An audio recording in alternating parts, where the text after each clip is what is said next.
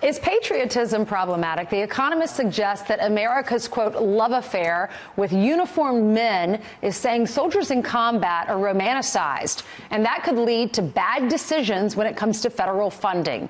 Here to react is Fox News contributor Rachel Campos-Duffy. Good morning to you, Rachel.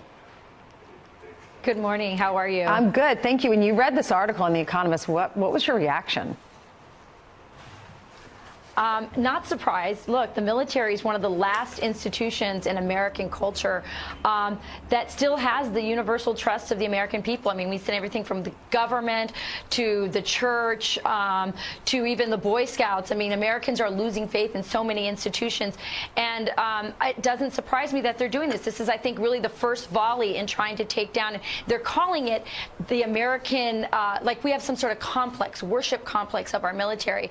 It's not true. What we do is we appreciate our military because we understand that our freedom and our way of life depends on people volunteering to put their lives on the line to protect us. And I think our gratitude as a nation is important for recruitment and for retention.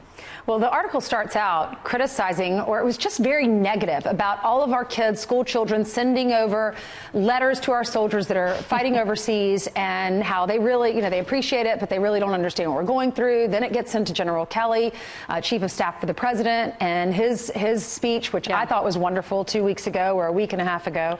And then it talks about this line, really, I had to read this twice. Members of the armed forces are often patriotic, but many see their service primarily as a way to make a living. What do you think about that? Unbelievable. I'm the daughter of a military veteran, the sister of 2 Marine Corps officers. I can tell you nobody gets rich joining the military. You just don't do that. My father was away for an entire year when I was a grade schooler serving in another country. So look, this again is an effort by the left who I think has tried on many different areas to break down, I think, this last standing institution. And by the way, I just want to mention one of the things that the military, it brings us so much pride. In those football games when the plane flies over the field, it's a great recruitment tool. It all makes us feel warm and fuzzy. That's the sound of freedom.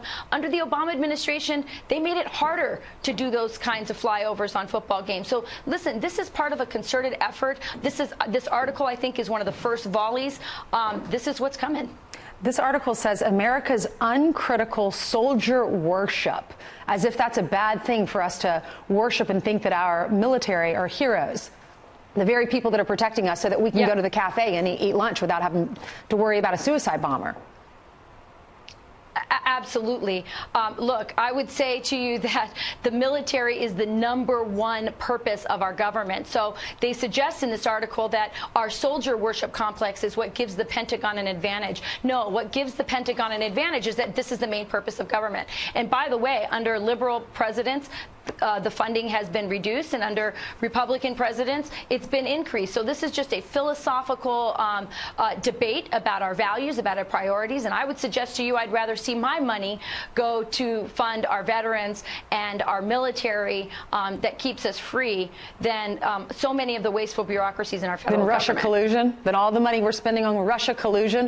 I agree with you. I'd rather see all my tax dollars go to our troops. They're amazing men and women. Thanks so much, Rachel. Absolutely.